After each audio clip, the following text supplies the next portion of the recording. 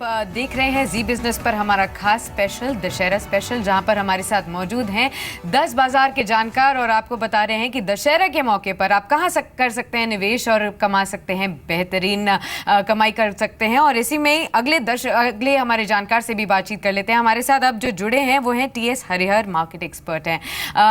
Mister Harihar, आपसे जानना चाहेंगे कि दशहरे के इस मौके पर आप निवेशकों को कहां निवेश करने की सलाह दे रहे हैं? यहाँ पे मार्केट उस मकाम पे है जहाँ पे आपको बहुत स्टॉक स्पेसिफिक रहना पड़ेगा।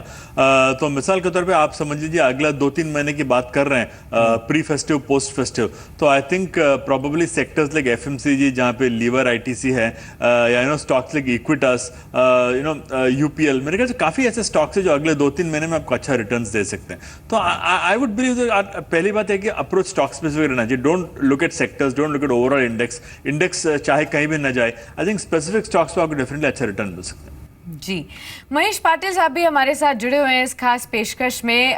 पाटिल साहब, आपसे जानना चाहेंगे कि सेकंड क्वार्टर अर्निंग्स का सीजन शुरू हो चुका है और ऐसे में ऐसे कौन से सेक्टर्स हैं जहां पर आपको अच्छे रिटर्न्स की उम्मीद है, अच्छे नतीजों की उम्मीद है और नतीजों के दम पर जहां पर बेहतरीन रिटर्न्स देखने को मिल सकते हैं?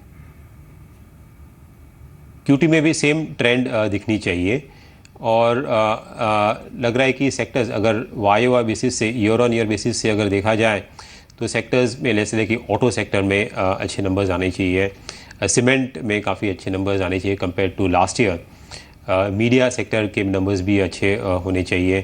प्राइवेट सेक्टर बैंक्स भी also will continue to report good numbers. तो ये सब सेक्टर्स में actually compare to last year अच्छी ग्रोथ आनी चाहिए।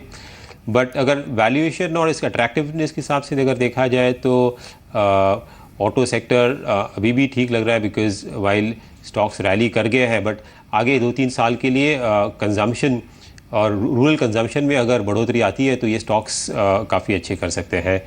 उसके अलावा ऑयल एंड गैस सेक्टर है जहाँ पे वैल्यूएशंस काफ़ी ठीक ठाक है और नंबर्स भी अच्छे आने चाहिए।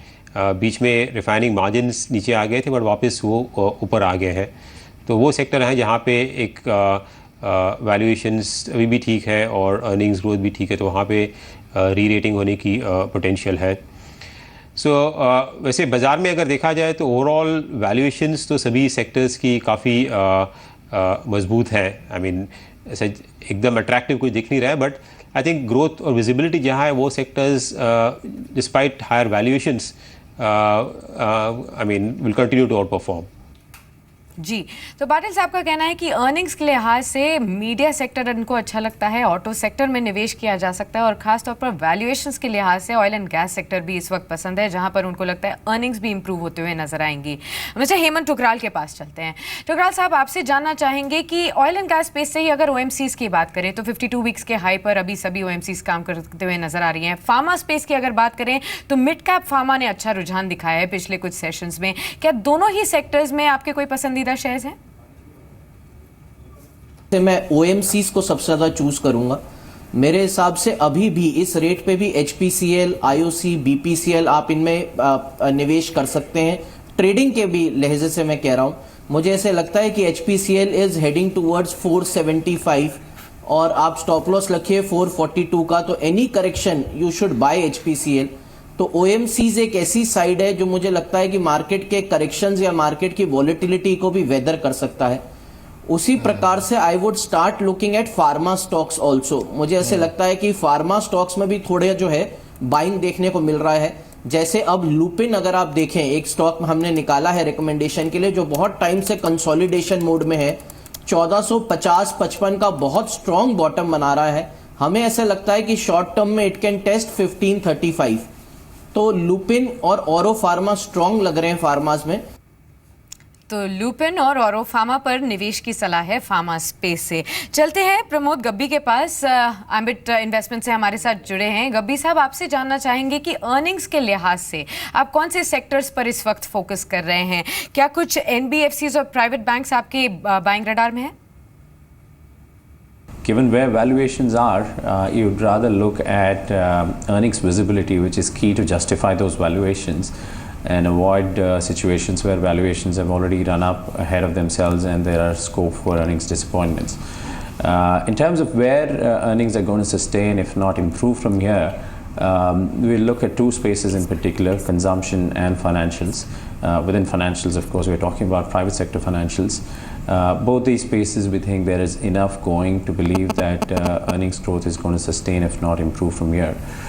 Within consumption, we move positive on the discretionary side as opposed to staples, given given the effect of relatively better monsoons compared to the last 2-3 years, and also the effect of the 7th pay commission, which has already resulted in a positive start to the festive season. Financials, we've seen a significant reduction in the cost of funds coming through the reduction in yields in the bond market, as well as the plenty of liquidity that's been infused by the RBI. There again, we focused on the private sector banks and NBFCs, which will benefit from this liquidity and are able to boost their margins and also growth. So yeah, consumption and financials would be where we think earnings growth is going to be strong and would be spaces that we would favor.